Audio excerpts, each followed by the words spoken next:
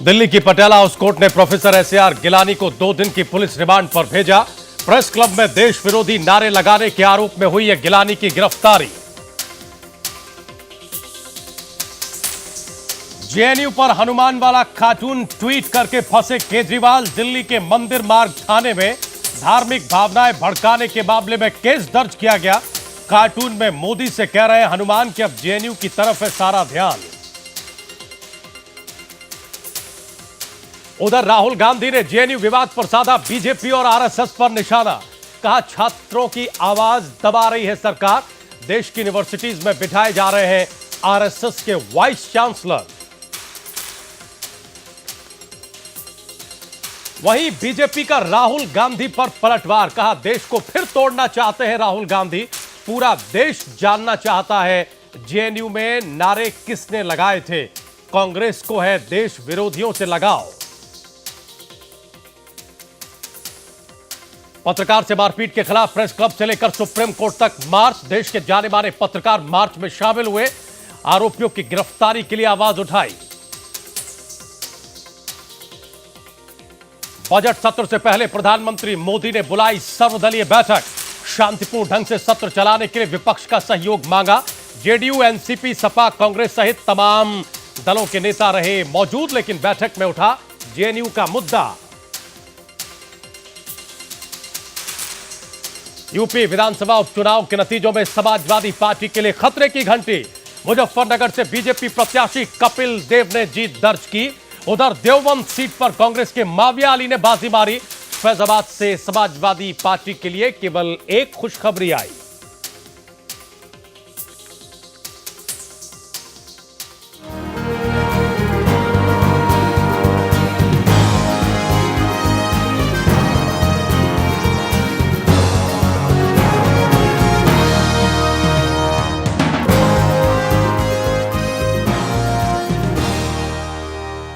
नमस्कार, बहुत स्वागत है आप सभी का साधना प्राइम न्यूज पर। मैं हूं राजीव रघुनंदन और यह वक्त प्राइम एजेंडे का है। किसी ने ठीक कहा है कि असफलता यह सबक देती है कि हमारी मेहनत में कहीं ना कहीं कुछ कमी थी, और यह सबक आज उत्तर प्रदेश में समाजवादी पार्टी, जो प्रदेश की सत्ताधारी पार्टी है, उसे मिला है। विधानसभा उपचुनाव में समाजवादी पार्टी की हार अखिलेश सरकार की नाकामी की बानगी के रूप में सामने आई है। साल 2012 में जिस समाजवाद के सपने के रथ पर सवार होकर अखिलेश यादव की सरकार उत्तर प्रदेश की सत्ता में आई थी, ऐसा लग रहा है कि अब वो बिखर गया है। उत्तर प्रदेश में मुजफ्फरनगर, फैजाबाद की बीकापुर और सहारनपुर की देवबंद विधानसभा सीट के लिए उपचुनाव हुए थे, जिसमें सिर्फ एक सीट, बीकापुर सीट पर किसी तरह समाजवादी पार्टी ने अपनी इज्जत बचाई है। वहां की सीट जीती है क्योंकि सीट पर आरएलडी के प्रत्याशी मुन्ना सिंह चौहान ने सपा प्रत्याशी आनंद सेन यादव को जोरदार टक्कर दी। उधर सहारनपुर की देवबंद सीट पर उलटफेर करते हुए कांग्रेस उम्मीदवार ने जीत का परचम लहरा दिया, जबकि मुजफ्फरनगर सीट पर भारतीय जनता पार्टी ने कब्जा कर लिया। देवबंद सीट पर तो समाजवादी पार्टी की हालत और खराब रही। कांग्रेस प्रत्याशी माविया अली ने अपने प्रतिद्वंदी समाजवादी पार्टी के मीना सिंह राणा को तीसरे नंबर पर धकेल दिया। सबसे बड़ी बात तो यह कि ये तीनों सीटें पहले समाजवादी पार्टी के पास थीं, लेकिन इनमें से सिर्फ एक सीट ही पार्टी बचा पाई। यही नहीं, गाजियाबाद में मेयर के उपचुनाव में भी बीजेपी को जीत मिली है। बीजेपी के उम्मीदवार आशु वर्मा ने सपा के सुधन रावत को हराते हुए 45,228 वोटों की जीत हासिल की। सवाल है कि आखिर समाजवादी पार्टी क्यों हारी है? क्या अखिलेश सरकार जनता की उम्मीदों पर खरी नहीं उतरी है? क्या इस उपचुनाव पर एंटी इनकम्बेंसी का असर है? समाजवादी पार्टी के हाथों से मुजफ्फरनगर की सीट छिन जाने के मायने क्या हैं? सवाल है कि क्या यूपी में बीजेपी हिंदू वोटों का ध्रुवीकरण करने में कामयाब रही है? सवाल जो भी हो, लेकिन समाजवादी पार्टी के लिए यह उपचुनाव, इनके नतीजे एक बड़ा झटका है और इससे उसे जल्द ही उबरना होगा, क्योंकि अगले साल यानी 2017 में विधानसभा के चुनाव होने वाले हैं। ऐसे में यह उपचुनाव मुख्यमंत्री अखिलेश यादव और समाजवादी पार्टी के मुखिया मुलायम सिंह यादव के लिए खतरे का संकेत है। आज का प्राइम एजेंडा इसी मुद्दे पर।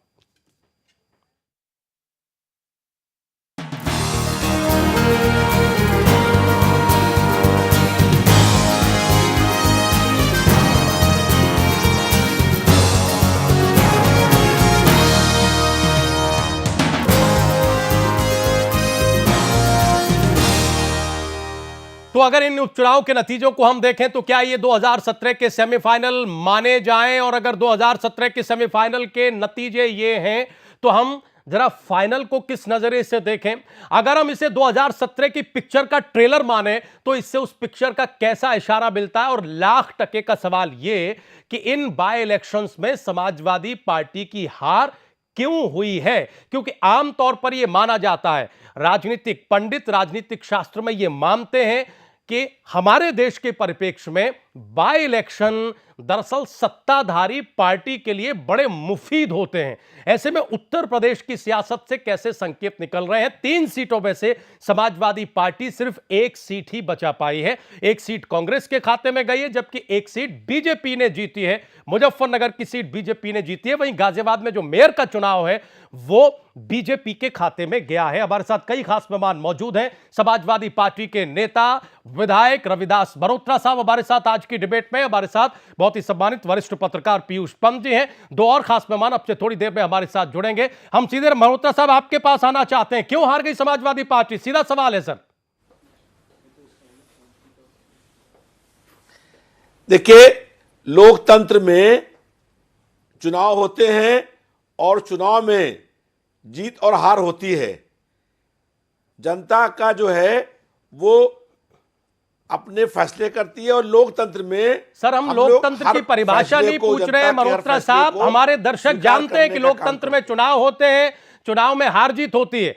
आप बाहैसियत समाजवादी पार्टी के प्रतिनिधि के तौर पर इस डिबेट में हैं। आप पार्टी के नेता हैं, विधायक हैं। हम समाजवादी पार्टी के नजरिए से पूछ रहे हैं, जो उत्तर प्रदेश में उम्मीदों का प्रदेश जो पार्टी बना रही है, जिसकी सत्ता चल रही है, पूर्ण बहुमत की सत्ता है, इन बाय इलेक्शंस में सत्ताधारी पार्टी क्यों हार गई? इस बात का जवाब दीजिए सर।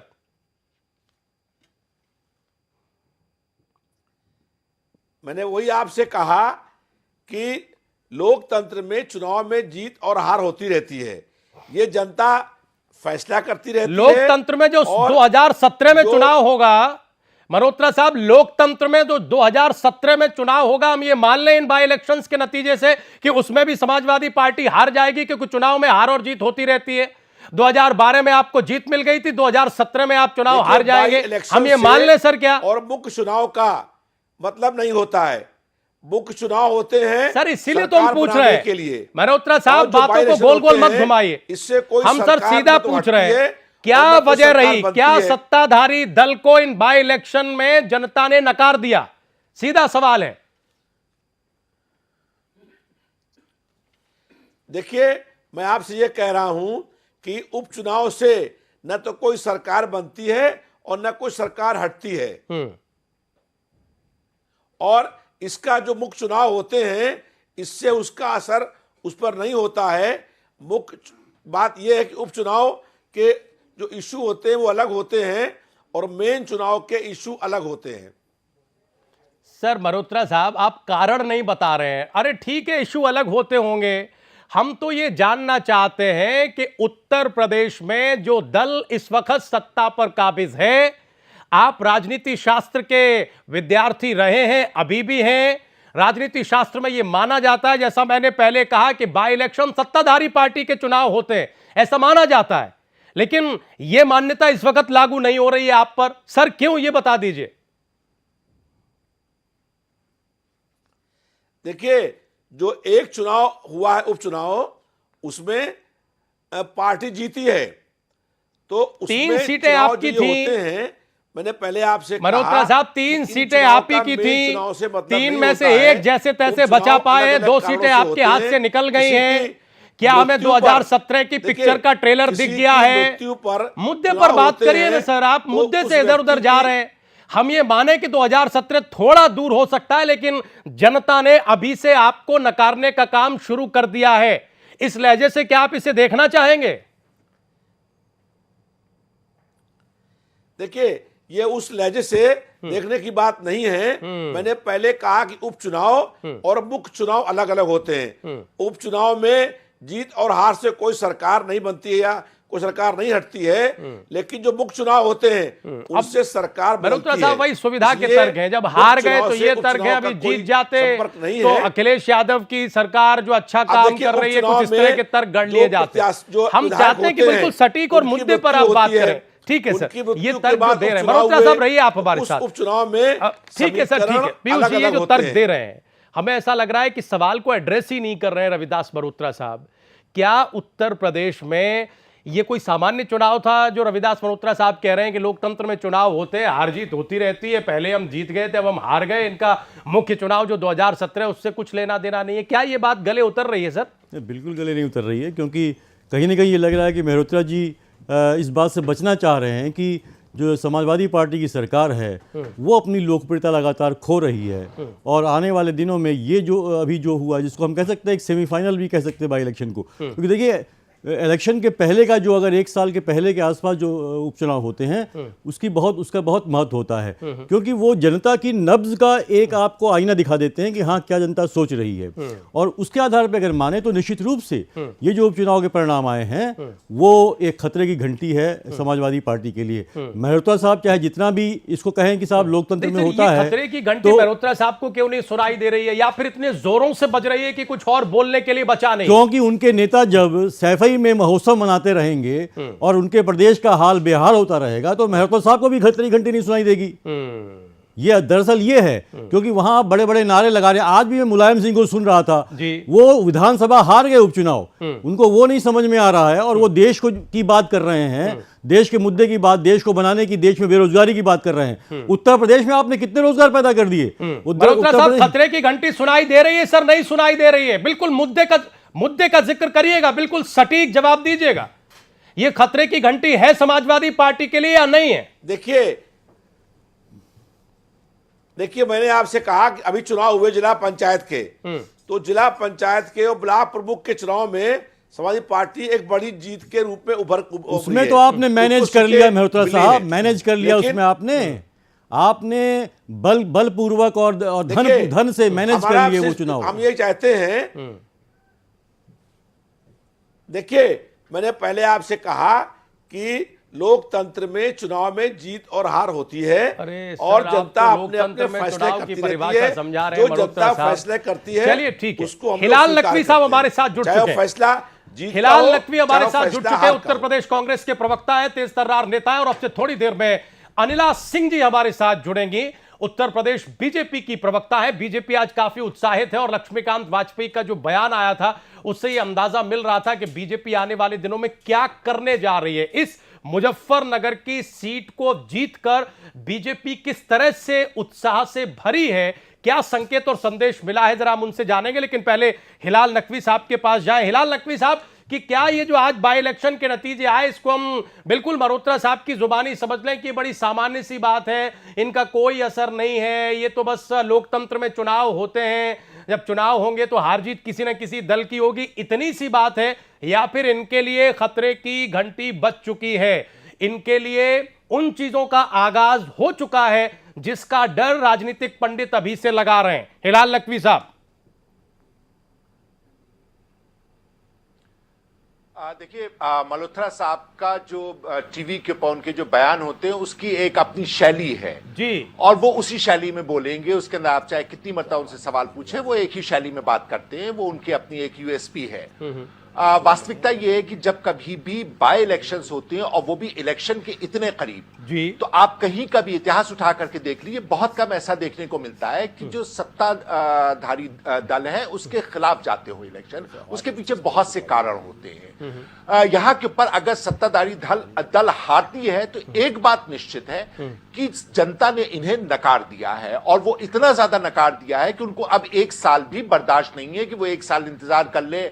जो कुछ भी वहां के ऊपर सौगात आती है जीतने के बाद, या जो कुछ भी और सरकार जो है वो एक्स्ट्रा ध्यान देती है, उन्हें उसकी भी फिक्र नहीं थी, क्योंकि शायद वो इतनी ज्यादा तकलीफ में जी रहे थे कि उनको लगता था कि अब इससे ज्यादा दिक्कतें और नहीं हो सकती हैं। दूसरा, इसके अंदर एक बहुत स्पष्ट संकेत जो निकलता है वो ये कि आज की तारीख में जो चुनाव हुए हैं उसके अंदर कौन से वो दल है जो आने वाले चुनाव में एक बिग प्लेयर्स की तरह, बड़े खिलाड़ियों की तरह निकल करके आएंगे। देखिए, इसके अंदर हम ये कहते उत्साहित होकर के कि कांग्रेस जो है वो पूरे सूबे में जीत जाएगी या भारतीय जनता पार्टी इस तरह कोई बात करे तो ये बड़ी जल्दबाजी नहीं, कम से होगी। कम कांग्रेस के लिहाज से तो हम आपकी साफगोई की कद्र करते हैं कि समाजवादी पार्टी के घंटी बज गई है। नहीं, नकवी साहब, कांग्रेस के नजरिए से आपकी जो साफगोई हम उसकी तो कद्र करते हैं। आप ये मानते हैं कि कोई बहुत असर 2017 में कांग्रेस के प्रदर्शन पर इसे एक जीत से नहीं पड़ने वाला है?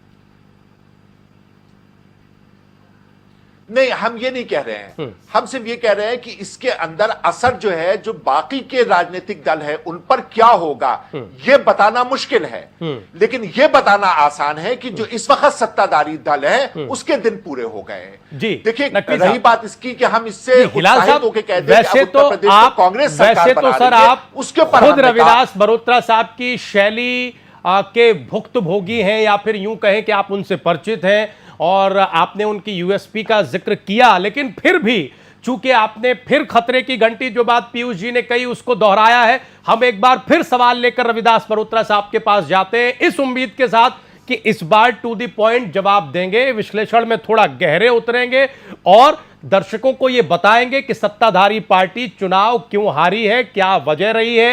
हिलाल नकवी साहब भी ये कह रहे हैं, मल्होत्रा साहब, कि बाई इलेक्शन जब भी होते हैं वो सत्ताधारी दल के माने जाते हैं, वो भी चुनाव के इतने करीब। अब तो सीधा जवाब दीजिए सर, ये लोकतंत्र में चुनाव होते हैं और हार जीत होती है, ये बात छोड़ के। देखिए, चुनाव जो परिणाम आए हैं, हाँ, उसकी समीक्षा की जाएगी, ये बात हुई। और हाँ, चुनाव परिणाम जो हैं, ठीक, उनमें जो हार है उसके क्या कारण है उसकी समीक्षा होगी, और ये प्रयास होगा कि उन कारणों को ठीक किया जाए। अच्छा सर, मोटे दूसरी तौर बात पर ये है, अच्छी बात है कि हिलाल नकवी हम जी लोग की ये बात चाहते आपने हैं सुनी।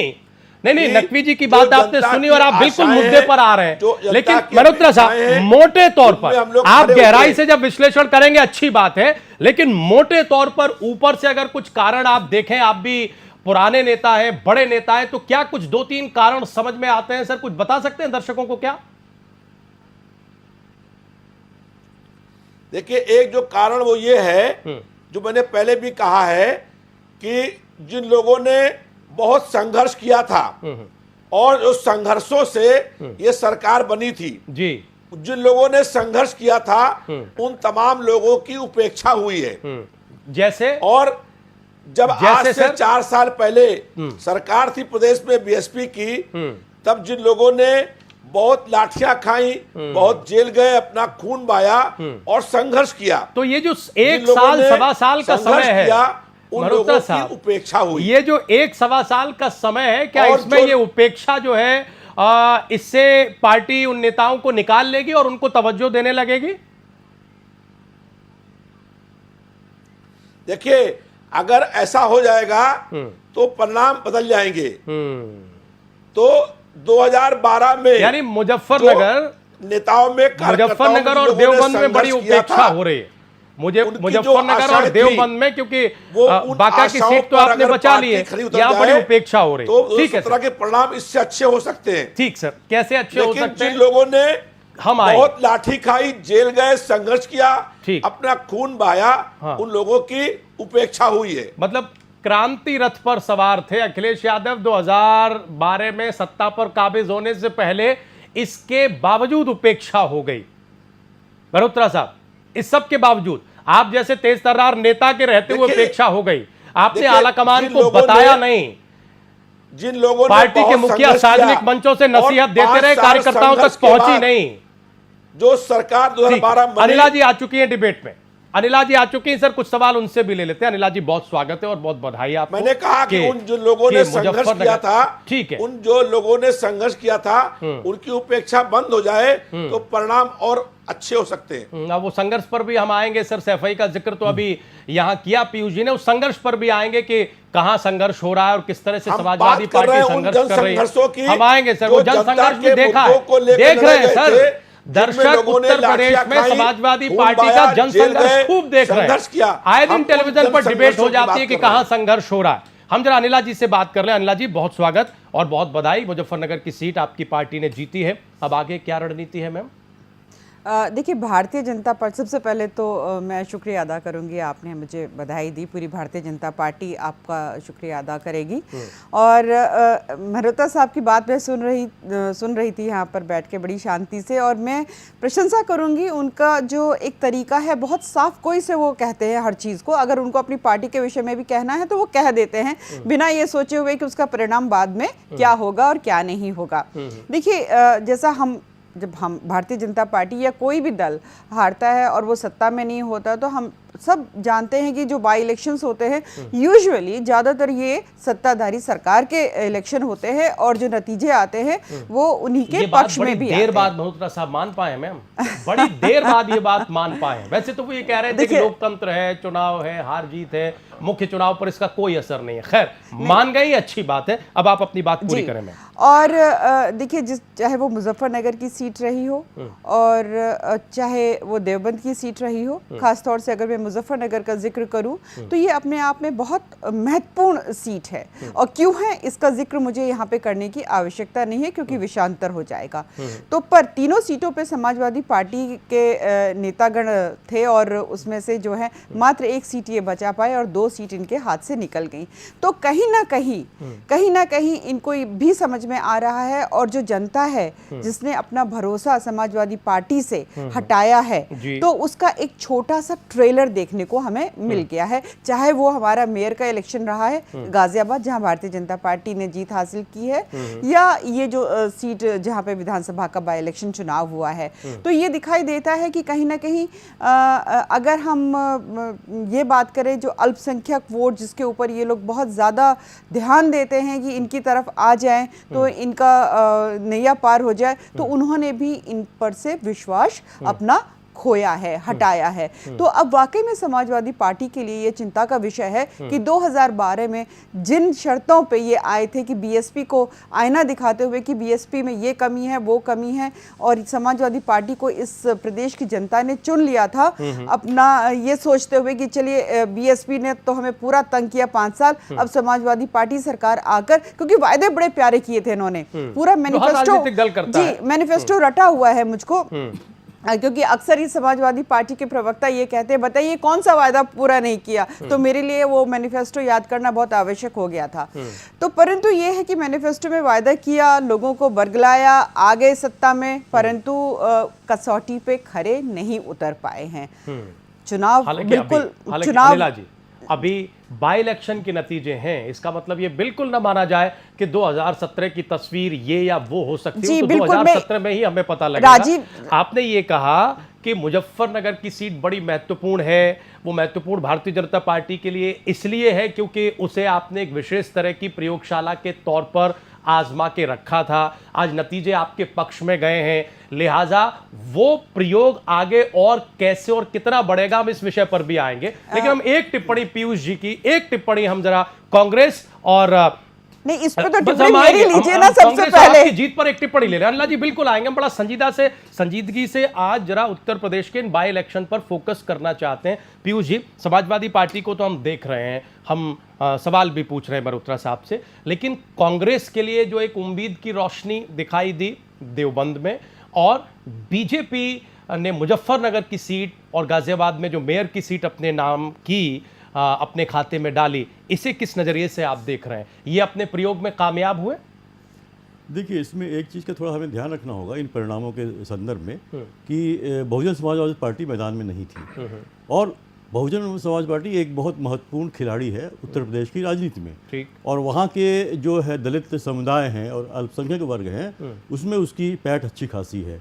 तो अभी वो नहीं थी, इसलिए भी ये परिणाम को हम एक कोई इशारा उस तरह का नहीं मान सकते कि क्या होगा। फिर भी ये कम से कम ऐसा हुआ है कि ये साफ दिख रहा है कि समाजवादी पार्टी से अल्पसंख्यक क्योंकि देवबंद में कांग्रेस की जीत ये दिखा रही है कि एक मोहभंग समाजवादी पार्टी से हो गया है। तबके का, निश्चित रूप से हुआ है। शायद अगर मायावती होती शायद कांग्रेस को तब विजय नहीं मिलती, लेकिन चूंकि वो मैदान पे नहीं थी उनकी पार्टी, तो कांग्रेस की तरफ जो देवबंद में इनकी जीत हुई है, क्योंकि तीनों सीटें जो थी वो एसपी के पास थी। तो ये कांग्रेस के लिए एक उम्मीद नजर आती है कि एक जो, और जिस तरह से भाजपा ने चुनाव लड़ा मुजफ्फरनगर में और देवबंद में भी भाजपा ने कहा था कि ये चुनाव जो है देवबंद का, वो हिंदू और मुसलमानों के बीच का चुनाव है। तो निश्चित रूप से वहाँ भी पोलराइजेशन की कोशिश की गई थी, लेकिन वहाँ पे जो है कि ऐसा नहीं हो पाया, भाजपा नहीं जीत पाई, बल्कि तीसरे नंबर पे रही वहाँ पे वो। तो ये है, तो इससे एक संकेत तो है कि एक तबका जो है वो कांग्रेस के साथ जाना उसने पसंद किया है, और एक जो तबका है हिंदू, जैसे मुजफ्फरनगर में अगर जो भाजपा की जीत हुई है, निश्चित रूप से वो उनको एक बहुत बड़ी खुशी की बात है भाजपा के लिए, क्योंकि देखिए 2014 का जो चुनाव हुआ था वो मुजफ्फरनगर की चिंगारी से हुआ था, जैसे कि आपने कुछ समय पहले सुना था कि इनके पार्टी के एक जो है संयोग से अनिला जी थे उस डिबेट जी हाँ, में। अनिला जी भी थी, अनिला जी ने बड़े तीखे सवालों का सामना किया था। तो उमेश मलिक पार्टी के नेता थे, मलिक जिन पर साहब अब ने तक कहा था पार्टी कि ने वो कोई चिंगारी कार्रवाई जो नहीं निकली की है। थी, जो चिंगारी निकली थी, उससे नरेंद्र मोदी साहब प्रधानमंत्री बने थे।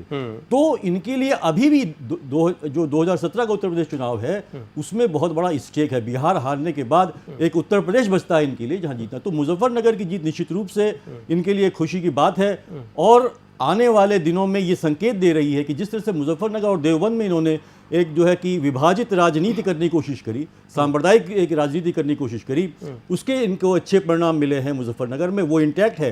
जो लोकसभा चुनाव के समय जो इन्होंने मुजफ्फरनगर 2013 के दंगों के बाद जिस तरह से पोलराइजेशन किया था, मुजफ्फरनगर में सांसद का चुनाव जीते थे, विधानसभा का भी जीत गए हैं। लेकिन ये देश के लिए और प्रदेश के लिए एक खतरे की भी घंटी मैं कह सकता हूं, क्योंकि अगर इसी तरह से भाजपा जो है इस आधार पे, सांप्रदायिक बिखराव के आधार पे, सांप्रदायिकता के आधार पे, लोगों को बांटने के आधार पे चुनाव जीतना चाह रही है, तो वो आने वाले समय में अगर ये जीत भी जाती है। राजीव मैं एक चीज कहना चाहूंगी, पूरा मौका आपको पीयूष जी की बात का जवाब देने के लिए मैं मिलेगा, लेकिन चूंकि अल्पसंख्यक वोट की बात हुई है, आपने भी जिसका जिक्र किया, हम मेहरोत्रा साहब के पास चले जाए एक सवाल लेके। नकवी साहब के लिए भी हमारे पास एक सवाल है। मुझे एक वाक्य कहने दीजिए। मैं ये कहना चाह रही हूँ, पंत साहब का पता नहीं क्या आधार है, किस आधार पे विश्लेषण कर रहे हैं। ये कह रहे हैं सांप्रदायिक ताकतों को के आधार पर इन्होंने मुजफ्फरनगर का चुनाव जीत लिया। अगर नहीं सुन लीजिए मेरी बात, अगर यही आधार होता तो हम देवबंद भी जीतते और हम बीकापुर भी जीतते। तो ये बहुत गलत बात है, इतना बायस। देखिए पंत साहब, आपका विश्लेषण मुझे नहीं मालूम है। मुजफ्फरनगर तक रह गई वहां पे हुकुम मैं आपको बता रही हूँ, बालियान साहब जो है सबने वहां पे कैंपेनिंग करी है। बताइए, समाजवादी पार्टी के बड़े बड़े नेताओं ने वहां कैंपेनिंग नहीं फैलाने की कोशिश करी है,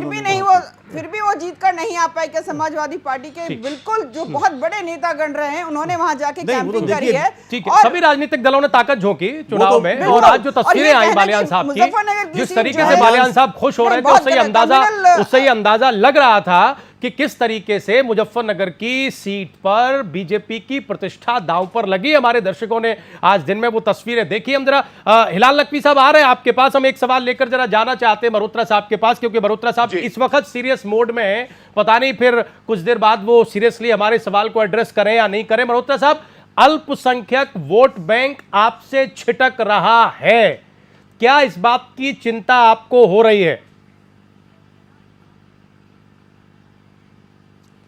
देखिए, अल्पसंख्यक वोट जो है वो पूर्ण रूप से साथ में है, लेकिन जो तो दोनों सीटें जीत लेनी चाहिए थी आपको, मुजफ्फरनगर और देवबंद।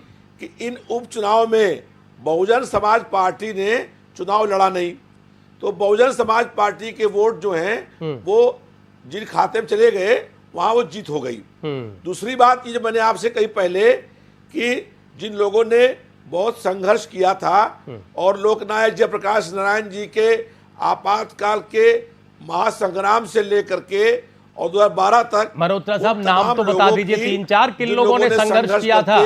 लाठियां खा कर मल्होत्रा साहब नाम तो ले दीजिए, शायद अखिलेश जी या नेताजी कार्यक्रम देख रहे होंगे तो आपकी बात उन तक पहुंच जाएगी। दूसरी बात यह है, गोलमोल बात क्या, संघर्ष तो हर राजनीतिक दल करता है। अगर कुछ खास नेताओं को तवज्जो नहीं मिल रही हो, जो संघर्ष पर उतरे हुए हो, तो नेताजी उनकी बात सुन लेंगे इस कार्यक्रम में, अगर आप नाम ले देंगे तो। बिल्कुल स्पेसिफिक बात करिए सर, बोलिए किसको इग्नोर कर रही है पार्टी, किस ऐसे नेता को जो बहुत संघर्ष कर रहा है? क्या पार्टी आजम खान को इग्नोर कर रही है इस बेल्ट में? देखिए सुनिए, अब आप नाम पूछ रहे हैं तो मैं स्वयं खुद आपातकाल में 20 महीने, आज से 40 साल पहले 20 महीने मतलब आपातकाल आपको में मंत्री जेल नहीं के अंदर बनाया। बंद रहे। 250 बार जेलों में गए। नहीं ठीक बात, और जब मल्होत्रा साहब BSP की सरकार थी, आपको तो सरकार पूरे में 5 मंत्री साल नहीं बनाया, सरकार इस के वजह से खिलाफ पार्टी संघर्ष चुनाव हार करने गई। का काम किया। नहीं आपको मंत्री नहीं बनाया, इस वजह से पार्टी मुजफ्फरनगर देवबंद का चुनाव हार गई। नहीं हाँ। मैं अपनी बात नहीं कर रहा हूं। अरे आपने कहा ना कि मैं हमें ही अपनी देख बात लीजिए नहीं कर हमने रहा कितना हूं। संघर्ष किया है। मैं ये कह रहा हूं कि उन तमाम लोगों ने जिन लोगों ने लाठी खा करके संघर्ष करके और अपने जो लोग अलावा जेल कोई नाम में लीजिए गए, ना सर। और उन लोगों की कहीं न मल्होत्रा कहीं साहब उपेक्षा आप अपने हुई। अलावा 2-3 ये कह नाम रहा तो हूं। ले लीजिए तो आपने आपकी कहा बात में वजन आ स्पष्ट जाएगा। बताइए, कौन अपने हुआ? अलावा तब 3-4 मैंने नाम ले बात लीजिए कही जो है। पश्चिमी उत्तर प्रदेश से मैं आते हो। अपनी बात नहीं कह रहा हूं। हाँ तो 2-3 नाम लीजिए ना जो पश्चिमी उत्तर प्रदेश से देखिए, आते हो जो नेता। मैं बहुत से लोग हैं, बहुत से नेता हैं जिन लोगों की जिन्होंने संघर्ष करी थी। अच्छा ये बताइए सर, लाठी एक बात तो खाई, बताइए जेल मल्होत्रा गए, साहब, सवाल तो उन लोगों लीजिए। की उपेक्षा हुई। ये जो स्थिति और है या ये जो पीड़ा है मल्होत्रा साहब, ये जो पीड़ा है ये 2017 तक खत्म हो जाएगी या ये हताशा और बढ़ती चली जाएगी, ये तो बताइए। ये जो पीड़ा है पार्टी इसको समझ रही है क्या? देखिए, पार्टी मैं के ये बड़े कह रहा नेता हूं इसे अजीत समझ रहे हैं, इसे दूर कर देंगे, या ये जो खाई है ये और चौड़ी हो जाएगी हताशा की और हश्र और बुरा होगा? देखिए, जो पार्टी के नेता हैं उन लोगों को समझना चाहिए कि अरे जिन आप लोगों ने समझाएंगे सर। बहुत संघर्ष मल्होत्रा साहब करके आप भी समाजवादी और पार्टी लाठी छोड़ खा रहे हैं क्या? करके जेल जा करके मल्होत्रा साहब, और सड़कों पर अपना समाजवादी गला पार्टी खून में बहा बने करके रहेंगे चुनाव तक या और छोड़ देंगे? संघर्षों से सत्ता में पार्टी सरकार में आई थी।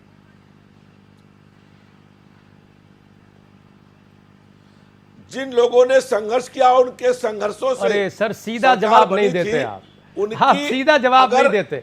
हम तो उन्हीं सम्मान संघर्ष उनका करने हो वाले जाएगा नेताओं पूरे के नाम प्रदेश में, पूछ रहे हैं जो बहुत सारे और ये पूछ रहे हैं कि रविदास उनका मल्होत्रा साहब सम्मान हो समाजवादी जाएगा, पार्टी में तो बने 217 रहेंगे में उससे या अच्छे इन परिणाम उपचुनावों का सामने आ हश्र जाएंगे। देखकर पार्टी से किनारा करेंगे और कोई सुरक्षित राजनीतिक दल ढूंढेंगे। इस बात का जवाब दीजिए सर। हम ये भी पूछ रहे हैं कि पार्टी इस संघर्ष को एड्रेस करेगी जो लोग उपेक्षित रह गए, या ये खाई और बड़ी होती चली जाएगी? देश में खूब चलन है, हर एक राज्य में चले जाइए, विधानसभा के चुनाव आते हैं तो फिर नेता खिसकने लगते हैं इधर से उधर तक, खूब आवागमन होता है।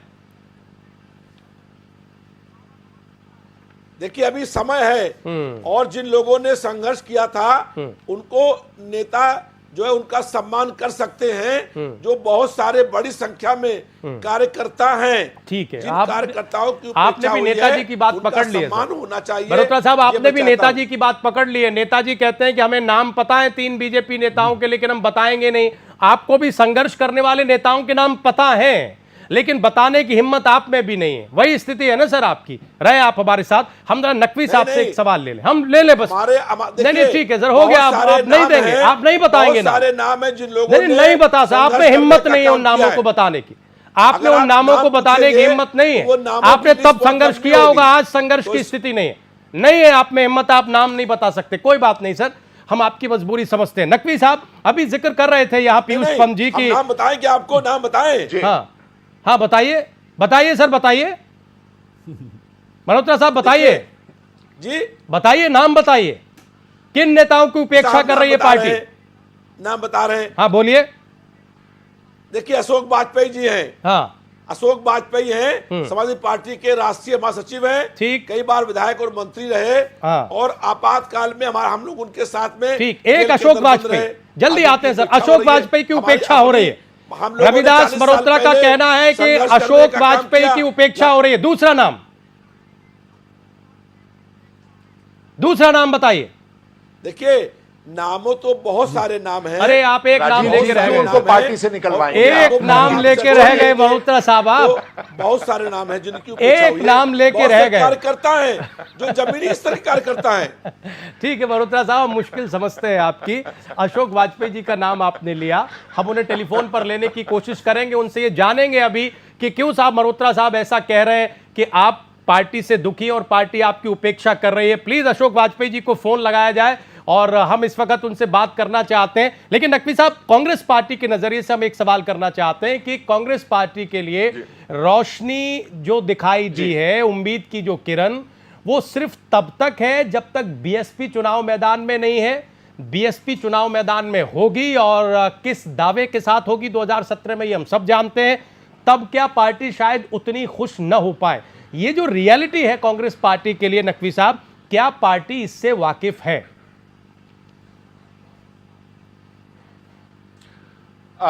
देखिए राजीव जी, हम लोगों का एक बहुत सीधा सा था कि अगर आपने देखा हो लगातार कांग्रेस जो है वो ग्रास रूट लेवल से कोशिश में है कि अपनी पार्टी को उत्तर प्रदेश में फिर से खड़ी करे। ये जो सहारनपुर में देवबंद का हमारे पास नतीजा आया है, तो निश्चित रूप से ये कहीं ना कहीं ये दर्शाता है कि जो हम लोग लगातार कोशिश कर रहे हैं कि किसी तरह से पार्टी जो अपने पैरों पे खड़ी हो, ये उसका एक उसकी तरफ ये इशारा करता है कि हम धीरे धीरे सफल हो रहे हैं और जब तक 2017 का चुनाव आएगा हमारी पार्टी जो है वो पूरी तरह से चुस्त दुरुस्त होकर के लड़ने के लायक हो जाएगी। ये एक महत्वपूर्ण बात है। मुजफ्फरनगर की बात जो है, तो अनिला जी ने जरूर ये बात कही है कि उनके पर इल्जाम लगाया गया है, मगर उनपे तो उनके ये इल्जाम जो है उन्हीं की पार्टी के लोगों ने लगाया। मलिक साहब ने ये बात कही है कि वहां से उठी हुई चिंगारी ने नरेंद्र मोदी जी को प्रधानमंत्री बनाया है, या बलियान साहब भी इसी तरह की बात करते हैं, तो इसलिए उसके ऊपर किसी और पे दोष आरोपण करने का मतलब नहीं है। हाँ, हम इस बात से पूरी तरह सहमत है कि मुजफ्फरनगर की सीट बीजेपी की जीतने के बाद बाकी प्रदेश में खतरा है। कहां के ऊपर कब किस तरह का दूसरी प्रयोगशाला शुरू हो जाए, कहां के ऊपर किस तरह से और ज्यादा दंगे फसाद और मुजफ्फरनगर जैसी स्थिति बनाए, यह निश्चित रूप से उत्तर प्रदेश के लोगों के लिए खतरे की घंटी बजती है। कांग्रेस के विषय में अगर कहें तो बहुजन समाज पार्टी के आने से, देखिए जिस तरह से बहुजन समाज पार्टी मार्जिनलाइज हुई है लोकसभा के इलेक्शन में, इसके बाद में फिर ये हो सकता है, पत्रकार बहुत से लोग कह रहे हैं, बहुत से लोगों का ये परसेप्शन है कि वो विधानसभा के चुनाव में एक महत्वपूर्ण खिलाड़ी की तरह निकल करके आएगी। कांग्रेस इसको इस तरह से नहीं मानती है। कांग्रेस का मानना यह है कि निश्चित रूप से वो आएंगे, उनको कुछ वोट मिलेंगे, लेकिन उससे कांग्रेस के ऊपर या किसी भी और राजनीतिक दल के ऊपर इतना ज्यादा प्रभाव नहीं पड़ना है कि सीटें जो है वो हाथ बदल दे। निश्चित रूप से जिस तरह से अल्पसंख्यक और दलित जो है वो कांग्रेस की तरफ बढ़ता चला आ रहा है और वो लगातार इस चीज को महसूस कर रहा है कि बाकी जितनी भी पार्टी है वो उनमें या तो उनकी उपेक्षा हुई है या उनको इस्तेमाल किया गया है। इसका अंदाजा नहीं मिल रहा है नकवी साहब, कहां तक बढ़ गया है सर, कहां तक बढ़ गया है? जी देखिए, हमने पहले भी कहा जी, राजीव जी इस बात को हमने पहले भी राजीव जी इस बात को हमने पहले भी कहा है कि देखिए इस चुनाव से हमको यह जरूर समझ में आता है कि हम सही दिशा में चल रहे हैं, लेकिन इसको हम ये प्रोजेक्ट करके कह दे कि हम विधानसभा में अपनी जो है वो सरकार बनाने जा रहे हैं, तो ये कहना बहुत ज्यादा जल्दबाजी होगी। हाँ, हम ये जरूर कह सकते हैं कि जिस रास्ते पे चल रहे हैं वो सही रास्ता है, उससे पार्टी जो है वो मजबूती से खड़ी हो रही है। एक सवाल और हमारा आप पूछ लीजिए मल्होत्रा साहब से, एक बड़ी छोटी सी गुजारिश है कि जो उन्होंने संघर्ष किया था इमरजेंसी के दौरान, तो जिस पार्टी के झंडे के नीचे संघर्ष किया था, क्या उसी पार्टी में वापस जाएंगे? बस सवाल हमने पूछा। नहीं नकवी साहब, ये सवाल हमने पूछा और कई बार पूछा, लेकिन शायद ये नहीं मुफीद सवाल ये नहीं है। आपकी सवाल इस तरह से मल्होत्रा साहब बता दीजिए, पूछे कि नहीं डायरेक्ट सुन रहे के नीचे डायरेक्ट सुन रहे इमरजेंसी के दौरान जेल में गए थे, क्या उसी झंडे के नीचे फिर जाएंगे वो? क्या प्रश्न है? अच्छा ठीक, सवाल सुना आपने नकवी साहब का? मल्होत्रा साहब नहीं सुना। नहीं, नकवी साहब ये पूछ रहे हैं कि आपने, नकवी साहब ये पूछ रहे हैं मल्होत्रा साहब कि आपने जिस झंडे के नीचे संघर्ष किया था इमरजेंसी के दिनों में, क्या आप उसी झंडे के नीचे जाएंगे आने वाले चुनाव में?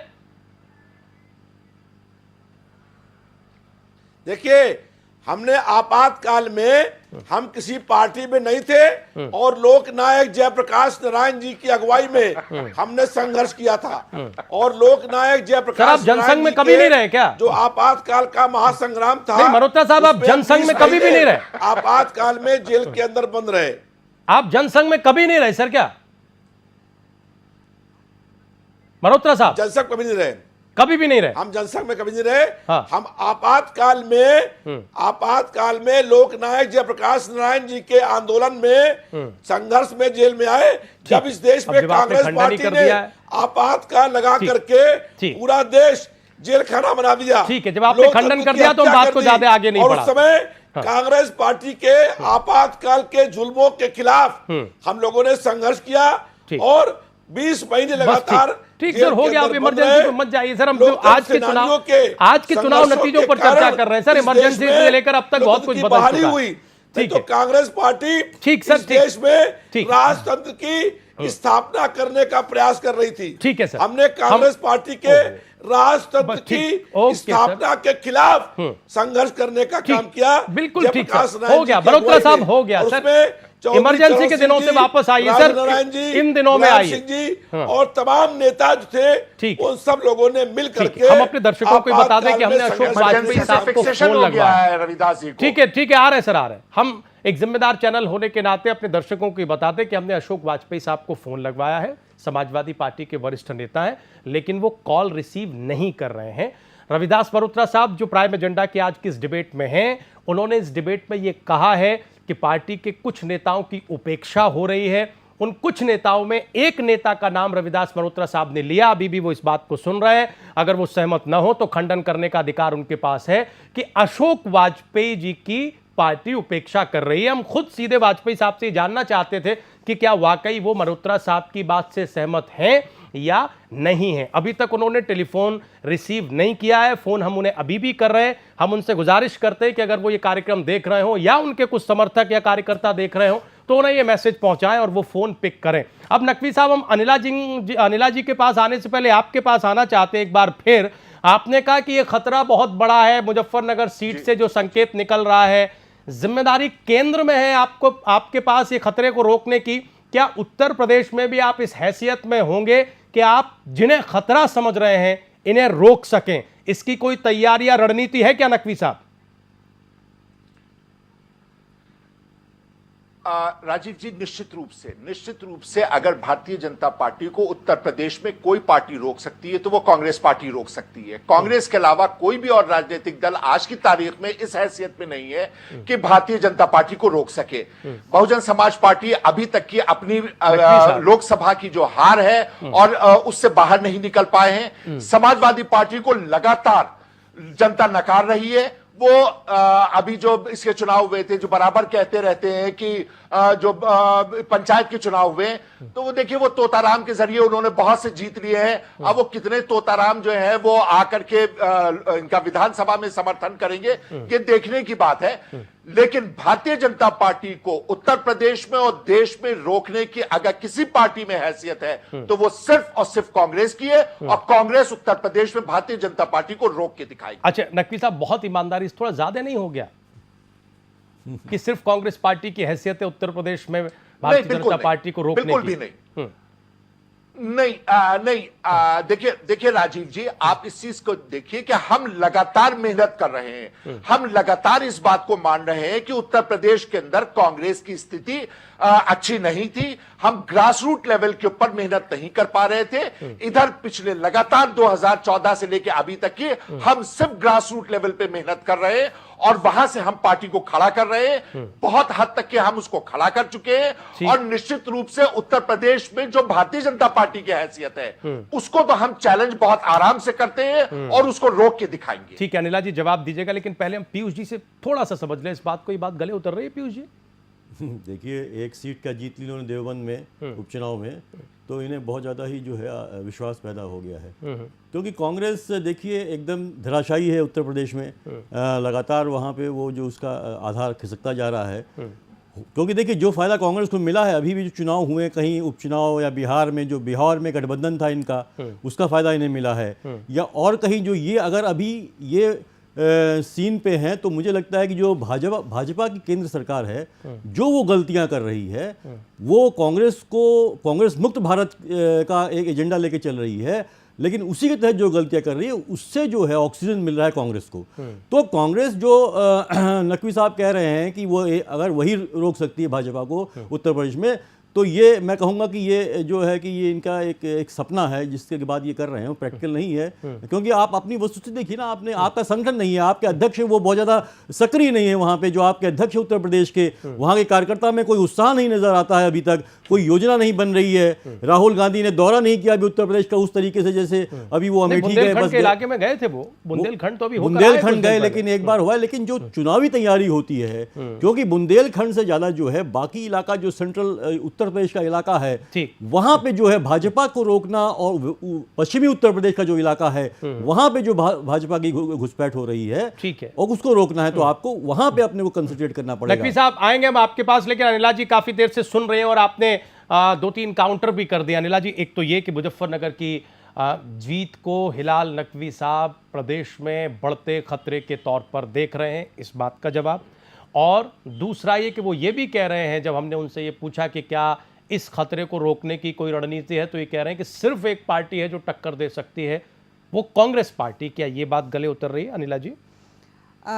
देखिए, जो आपका दूसरा प्रश्न है उससे शुरुआत कर देती हूँ। कहते हैं ना कि मन को बहलाने के लिए ख्याल अच्छा है गालिब। देखिए, ये एक मैं तारीफ़ करूँगी हिलाल साहब की, ये जो ऊर्जा है इनके अंदर, शायद उसी का अंदाजा लगाइए, अंदाजा है कि हाँ, ये ओवर कॉन्फिडेंट हो रहे हैं। देवबंद में एक सीट जीती है नकवी साहब ने जी। और राजीव जी, मैं ये हिलाल साहब ऑन एयर तो इस चीज़ से सहमत नहीं होंगे, पर देवबंद में जो सीट जीती है वो मात्र केवल कांग्रेस पार्टी का एक टिकट लिया है। कैसे जीती गई है, किसके समर्थकों ने, सपोर्टर्स ने उनको वहां पे जितवाया है, ये मैं भी जानती हूँ, आप भी जानते हैं और हिलाल साहब भी जानते हैं। तो कांग्रेस जो है किसी गलतफहमी में ना रहे, क्योंकि कोई भी जो विरोधी दल है वो भी बहुत अच्छी तरीके से जानते हैं कि देवबंद की सीट जो है कैसे निकाली है और किसके दम पे निकली हुई है। वो कांग्रेस का उसमें कोई भी रोल नहीं है।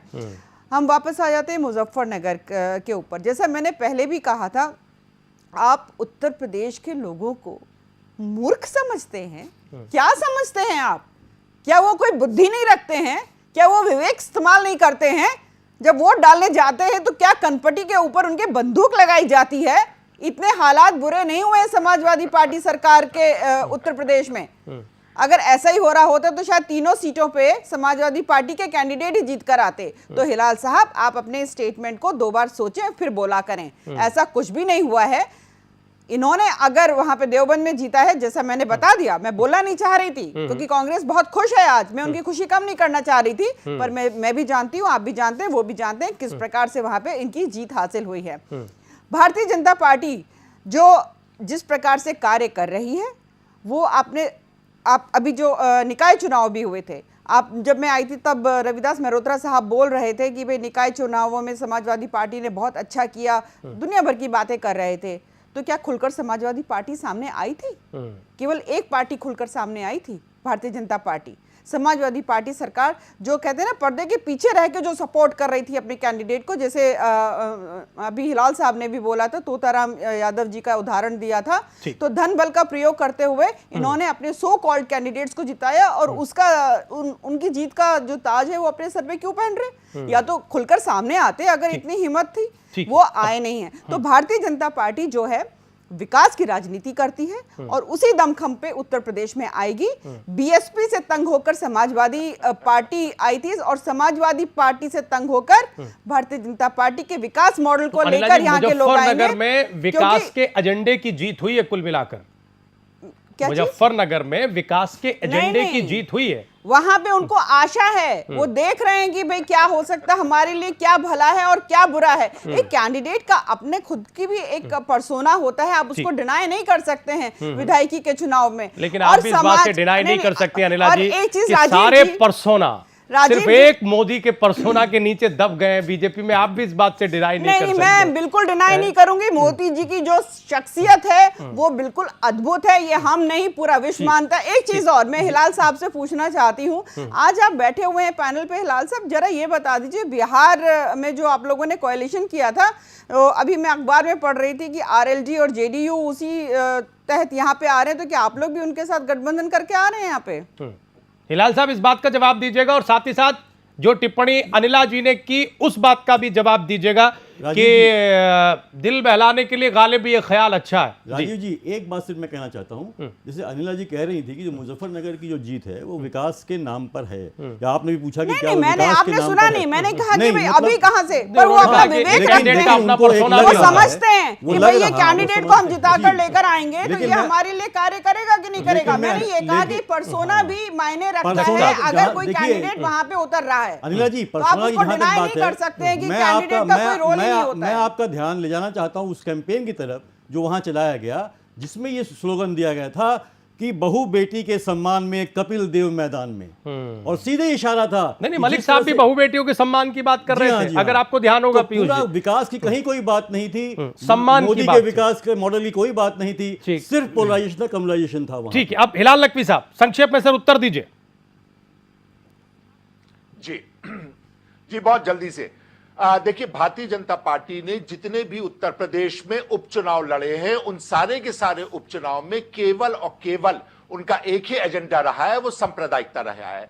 चाहे वो आदित्यनाथ जी, साक्षी महाराज जी, इस तरह के पता नहीं कितने लोग हैं जिनको आगे करके इससे पहले के उपचुनाव में भी इन्होंने लड़ा था, और यहां पे मुजफ्फरनगर में और देवबंद में जो चुनाव लड़ा है वो भी सिर्फ और सिर्फ सांप्रदायिक उसको आगे करके लड़ा है। इसके अलावा तो कुछ दिखाई नहीं दे रहा है बड़ी जेएनयू में मजेदार जिस बात है प्रकार कि के आपके मुजफ्फरनगर का इनका उपाध्यक्ष कैंडिडेट और आपके जीतता है तो उसका नेतागण जाकर पर्सोना राष्ट्र विरोधी एलिमेंट्स उसका के साथ पर्सोना खड़े हो रहे हैं, अनिला जी सुन लीजिए, उनको सपोर्ट कर सुन रहे हैं। वो लीजिए, दिखाई दे रहा है कि कांग्रेस जो गॉडसे है के पुजारी ये सब कितनी कहते हैं अच्छे नहीं राष्ट्रवादी लगते, पार्टी है। खूब गॉडसे दिखाई दे के रहा है। पुजारी ये आप ना सब कहते हैं बताएं अच्छे कि नहीं लगते, भारतीय जनता पार्टी जो गॉडसे है, के पुजारी वो ये सब राष्ट्र कहते हैं विरोधी अच्छे है नहीं कि नहीं है, लगते, उसका पाठ हमें गॉडसे कांग्रेस के से पढ़ने की पुजारी ये सब आवश्यकता कहते नहीं हैं है। अच्छे नहीं हर लगते, चैनल ये चला रहा है कि किस गॉडसे प्रकार के से पुजारी कांग्रेस ये जो सब है, कहते हैं उपचुनाव अच्छे पर नहीं रहे लगते, हैं। अनिला जी उपचुनाव, उनके नकवी साथ साहब लगी हुई उपचुनाव है। पर रहिए बस, हम अंग्रेजों जेएनयू के पर बहुत हिमाचल चर्चा की दिन में कर है, चुके ये हैं। चीज जो है उत्तर प्रदेश में भी दिखाई देगी। उत्तर प्रदेश जो है अपने देश से बहुत प्यार करता है और उत्तर प्रदेश अपने आप को एक बहुत गॉडसे के बड़ा पुजारी हिस्सा ये सब मानता बातें है। ना बताएं यहाँ हमको। से पता नहीं कितने प्रधानमंत्री हमने दिए। जाइए तो गॉडसे आप के ये मंदिर मत में समझिए जाइए कि ना, उत्तर प्रदेश की जनता गॉडसे जो के है मंदिर इतनी में मूर्ख जाइए, है मत्था कि टेकिए। आपका एक सो आप चैनल पे क्या कर रहे हैं? में जीत गया गॉडसे है, के मंदिर में उसकी जाइए, खुशी में मत्था आप टेकाइए। ओवर कॉन्फिडेंट हो रहे हैं। बाई और ये इलेक्शन। सोच रहे हैं अनिला कि जी, 2019 बाई का इलेक्शन। चुनाव जो है बाई आप इलेक्शन। जाओ, हाँ, जाइए, नहीं, जाओ, गॉडसे के जाओ, मंदिर में जीत जाइए, जाएंगे। मंदिर बस मत्था बहुत टेकिए सारी वहां जाकर। गलतफहमी में है। हिलाल साहब बाई इलेक्शन पर बस फोकस करिए, छोड़िए गॉडसे सर, के मंदिर बहुत में जाके चर्चा हमने मत्था जेएनयू पे टेकिए, कर कहाँ ली। आप यहाँ बैठे हैं?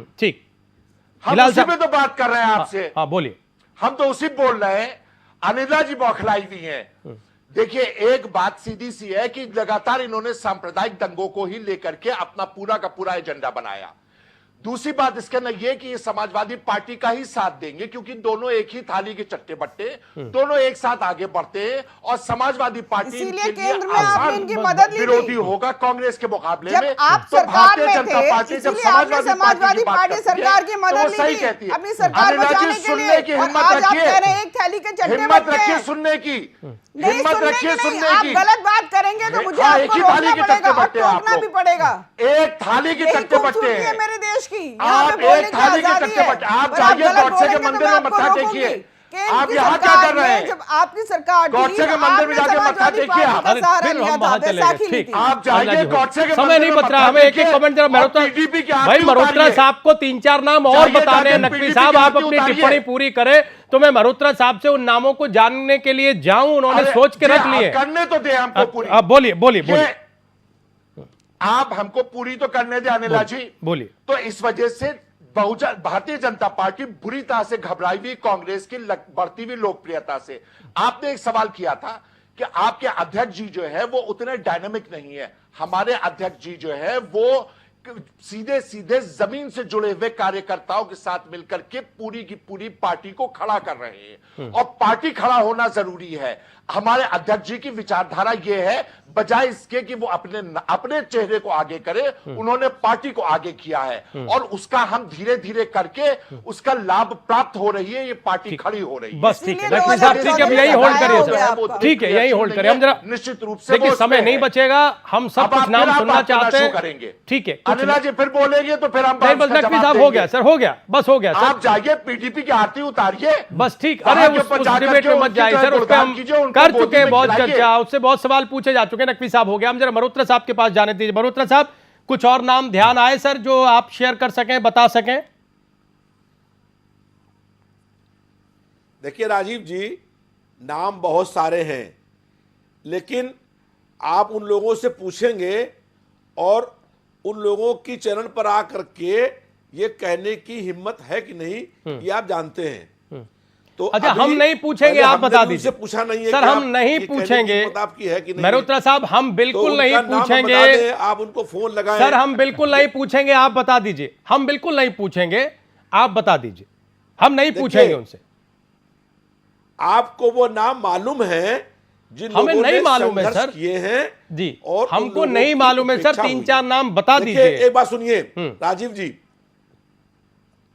बहुत सारे राजीव जी, हमारा कहने का मतलब ये है कि 2007 से लेकर के और 2012 में जब सरकार प्रदेश में बीएसपी की थी तो तानाशाही के खिलाफ जो भ्रष्टाचार था अरे उसके इस खिलाफ गोल-मोल बात को सुनने से लगातार क्या फायदा? 5 साल मुद्दे की बात हम आप लोगों कर ने नहीं रहे, संघर्ष नाम किया, आप बता नहीं रहे। लाठियां खाई, वो सब जेलों में होता है गए, सर, हर विपक्षी और दल एक ऐसा ही बार करता नहीं, है। हर दर्जनों विपक्षी बार दल, क्या कांग्रेस सड़कों पार्टी पर संघर्ष नहीं गरम कर रही है गरम उत्तर खून- प्रदेश में? क्या बीजेपी खून संघर्ष बहा। नहीं कर रही है उत्तर प्रदेश में? क्या और बीएसपी जिन लोगों संघर्ष का नहीं खून कर रही है बहा, उत्तर प्रदेश में? उनका आप लोग सत्ता सम्मान में, हो। हर राजनीतिक दल इसलिए करता है सर। ये बात मैं मुद्दे आपसे की और कह रहा हूं। कॉन्क्रीट बात यह है कि जिन अगर कुछ नाम है तो कार्यकर्ताओं प्लीज ने बताएं, संघर्ष हम आपको ये करके, भरोसा लाठी देते हैं कि हम करके उनसे नहीं जेल पूछेंगे। गए, ठीक उन है लोगों का सम्मान सर, हो। ठीक है, अब समय नहीं, हम एक इसलिए ये बात कह रहा कंक्लूजन, हूं। हम एक बिल्कुल राजीव जी, कंक्लूजन के आप लिए, उनके संघर्ष में फलीता में लगा रहे हैं। ठीक है सर, ठीक है, हम एक कंक्लूजन कमेंट के लिए जाना चाहते हैं, क्लोजिंग कमेंट के लिए पीयूष जी के पास। पीयूष जी, बहुत संक्षेप में, ये तो हमने जरा एक एक राजनीतिक दल की जीत का विश्लेषण कर लिया, लेकिन इससे क्या ये इशारा मिल रहा है कि दरअसल 2017 में कौन सा मुद्दा उत्तर प्रदेश के चुनाव में चलेगा? क्या एजेंडा रहेगा? इससे कोई झलक मिल रही है सर क्या? देखिए, एक झलक ये मिल रही है कि लोग जो है कि शांति चाहते हैं, लोग एक चाहते हैं कि विकास की बात करना चाहते हैं, लेकिन ये भी एक इशारा मिल रहा है कि ये वहाँ पे लोगों को बांट के चुनाव में अपनी जीत दर्ज करने की कोशिश की जाएगी। जहाँ तक लोगों ने अपना मत दिया है तो उसको आप कह सकते हैं कि अभी मैं कहूँगा कि इससे कोई बहुत बड़ा संदेश अभी नहीं मिल रहा है। ये बहुत जल्दी होगा कहना कि क्या हो रहा है, लेकिन कम से कम एक चीज़ लगती है कि कुछ लोग जो है, कुछ राजनीतिक दल जो है, वो इसको एक आपस में लोगों को बांट के चुनाव जीतना चाहते हैं, एक सांप्रदायिक माहौल पैदा करके चुनाव जीतना चाहते हैं। वहीं पे जो है आम जनता जो है, या एक बड़ा तबका जो जनता का है, वो एक शांतिपूर्वक जो है और लोकतंत्र को आगे बढ़ाने के लिए कटिबद्ध नजर आता है कि नहीं, हमें ये सब ऐसा नहीं करना है, हमें जो है शांतिपूर्वक अपने जीवन यापन करना है और प्रदेश को आगे बढ़ाना है। बहुत धन्यवाद हमारे सभी मेहमानों का आज की इस डिबेट में आने के लिए। हिलाल नकवी साहब, बहुत शुक्रिया आपका। रविदास मल्होत्रा साहब, आपने समय निकाला, आपका बहुत बहुत धन्यवाद। अनिला जी, आप हमारे स्टूडियो आए। पीयूष जी, आपने वक्त निकाला, आपका भी बहुत बहुत शुक्रिया। हर चुनाव एक अलग चुनाव होता है। आज बाई इलेक्शन के नतीजे आए हैं, उपचुनाव के नतीजे आए हैं। राजनीतिक दल इन्हें अपने अपने तरीके से विश्लेषित करेंगे, लेकिन यह हमें ध्यान रखना होगा कि 2017 अभी थोड़ा दूर है एक, और इन बाई इलेक्शन में वाकई अगर उत्तर प्रदेश की जमीनी हकीकत को हम समझें तो बीएसपी की गैर मौजूदगी थी, जबकि बीएसपी एक बड़ा फैक्टर है। अब जनता जनार्दन 2017 में यह तय करेगा कि तब क्या होता है, लेकिन सपा के लिए, समाजवादी पार्टी के लिए यह खतरे की घंटी जरूर है, क्योंकि जो हमने शुरुआत में कहा, राजनीतिक विश्लेषक ये मानते हैं कि बाई इलेक्शन सरकार के चुनाव होते हैं। आज का प्राइम एजेंडा यहीं तक। आप लोग कहीं जाइएगा नहीं, प्राइम न्यूज पर खबरें जारी हैं।